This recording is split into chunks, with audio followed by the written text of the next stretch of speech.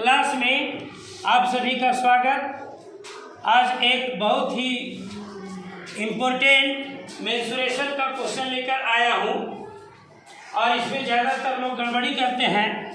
ये general competition का question है और यह प्रश्न है, एक समचतुर्भुज का क्षेत्रफल ज्ञात कीजिए जिसकी भुजा 10 सेंटीमीटर हो तथा सबसे लंबा विकर्ण 16 सेंटीमीटर।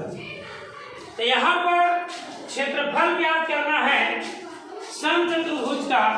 तो समचतुर्भुज जो होता है वो इस प्रकार का होता है, ध्यान दीजिए। वर्ग जो होता है वो पूर्णतः सीधा होता है, लेकिन उसी को जब हम टेढ़ा कर देते हैं तो वह बन जाता है समचतुर्भुज। वर्ग में प्रत्येक कोण 90 डिग्री का होता है, लेकिन ये झुका हुआ होता है और इसके जो विकर्ण होते हैं वे समकोण पर समद्विभाजित करते हैं।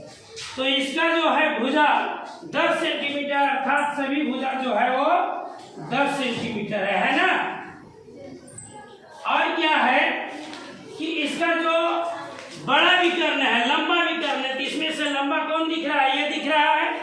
ये जो है वो 16 सेंटीमीटर है, टोटल 16 है। तो यहाँ से इधर हो गया 8 सेंटीमीटर और इधर भी हो गया 8 सेंटीमीटर। अब जैसा कि समचतुर्भुज के जो विकर्ण है वो समकोण पर समद्विभाजित करते हैं, तो इस तरह ये समकोण त्रिभुज हो गया और यहाँ 90 डिग्री का एंगल है, तो ये हो गया कर्व।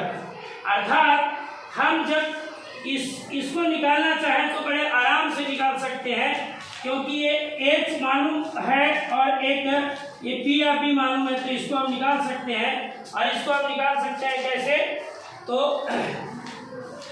10 का स्क्वायर माइनस 8 का स्क्वायर, 10 का स्क्वायर हो जाएगा 100, 8 का स्क्वायर हो जाएगा कितना? 64। अब 100 में 64 घटेगा तो कितना हो जाएगा? 36, और 36 का वर्गमूल 6। तो इस तरह से यहाँ पर अगर हम इसको H, ये P और ये B है, तो निश्चित रूप से हम इस P का मान जो है वो निकालते रहे। तो इस तरह से 6, तो यहाँ से यहाँ तक 6 आ गया, तो यहाँ से यहाँ भी होगा 6 सेंटीमीटर। यानी कि अब यहाँ पर जैसा कि हम जानते हैं समचतुर्भुज का क्षेत्रफल,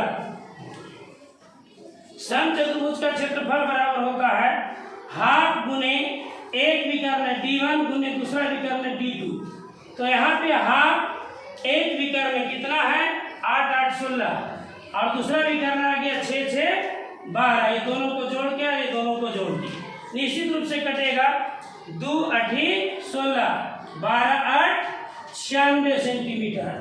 तो इस तरह से इस ऑप्शन में हम देखते हैं कि अगर हम अंदाजी लगाते तो गलत भी हो सकता था, और ये 96 सेंटीमीटर जो है स्क्वायर इसका क्षेत्रफल होगा, जो बहुत ही आसानी से और सरलता से आप इसको सोल्व कर सकते हैं।